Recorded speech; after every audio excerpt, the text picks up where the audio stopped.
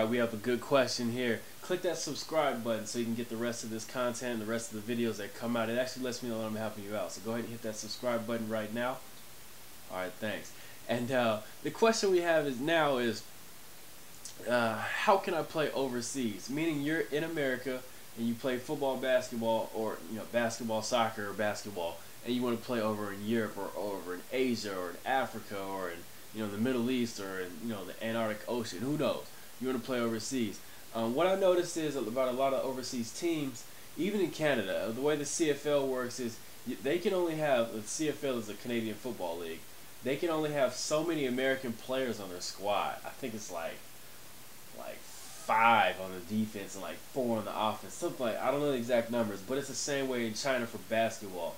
Guys like Tracy McGrady, Josh Childress, I think it was Drew Gooden or could have been Drew Gooden, but they go overseas and play, and they get money for it. These guys get paid. They get treated like royalty. I mean, just think you're in another country. Their dollar is weaker than ours. You're getting paid a lot. You don't have to pay for housing or any of that. I don't know how their taxing structure is, but I know you can sit on a lot of that money that you make and then just eat rice or eat ravioli all day. But what I noticed is there's a lot of I wouldn't say politics, but there's a lot of red tape, meaning that if you're American, I mean, it might not be as easy to get on one of those squads as it is for one of them to get on one of our squads in the NBA. They do have tryouts. That's one way to go about it. They do have tryouts, but they do have a recruiting system. I haven't seen anything like a D League or like a kind of like a farm league for their big sport, like I guess their NBA.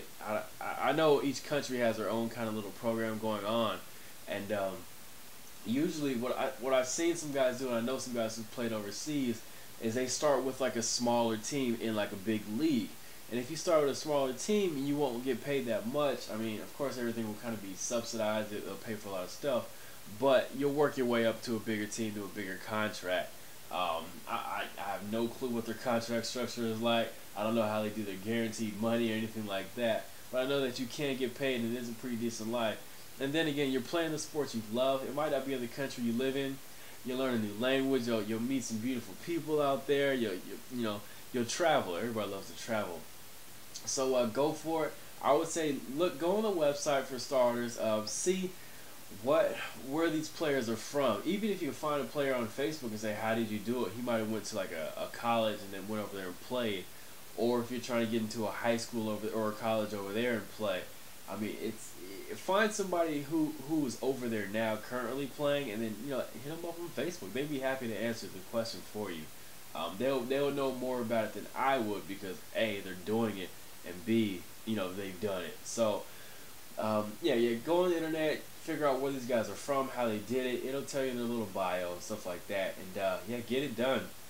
I mean, if the football was overseas, is as big as NFL or a little bit smaller than NFL, then I'm sure a lot of people wouldn't give up the dream right after they finish playing college football. They'll probably go over there and play. But thanks for sending that question. Hit that subscribe button for me, and go over to CoachContacts.com. Send in more questions. I'll be happy to help you out.